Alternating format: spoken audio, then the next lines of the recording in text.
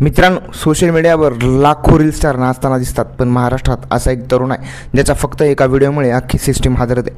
मी बोलतोय रविराज साबळे पाटीलबद्दल. मूळचे धाराशिव जिल्ह्यातील भूम गावचे असलेले रविराज आज महाराष्ट्रातील लाखो शेतकऱ्यांचे आणि तरुणांचे आयकॉन बनलेत. फॅक्ट काय आहे?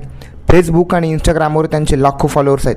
त्यांचं वैशिष्ट्य म्हणजे ते AC रूममध्ये बसून नाही, तर थेट स्वतःच्या शेतातून उभे राहून शेतकरी बापाच्या घामाला किंमत आणि पिकाला योग्य हमीभाव मिळवण्यासाठी आणि अन्यायाविरुद्ध सरकारला थेट जाब विचारतात.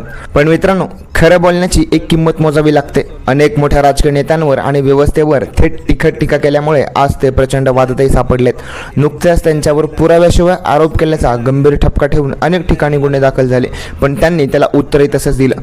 काही लोक म्हणतात ते फक्त प्रसिद्धीसाठी पुराव्याशिवाय आरोप करतात, पण काही लोकांना त्यांच्यात आपल्या निधड्या छातीचा नेता दिसतो. पण इथं प्रश्न फक्त एका रविराज साबळेचा नाही, प्रश्न या मानसिकतेचा आहे. आज आपल्या आजूबाजूला अन्याय होताना, भ्रष्टाचार होताना सामान्य माणूस गप्प का बसतो? का? कारण त्याला सिस्टमची भीती वाटते. अन्याय व्यवस्थेच्या विरोधात लढणारे जबाबदार आणि निडर करून प्रत्येक गल्लीत, प्रत्येक गावात निर्माण व्हायला हवेत. पण ते होताना एका गोष्टीची काळजी घेतली पाहिजे. आपला लढा हा तथ्य आणि पुराव्यानिशी आणि केवळ जनहितासाठी असावा, वैयक्तिक दोषासाठी नाही. जर सामान्य जनतेवर अन्याय होत असेल तर समोर सत्ताधारी असो व मोठा उद्योगपती, त्याला डोळ्यात डोळे घालून जाब विचारण्याची हिंमत आपल्याला असली पाहिजे.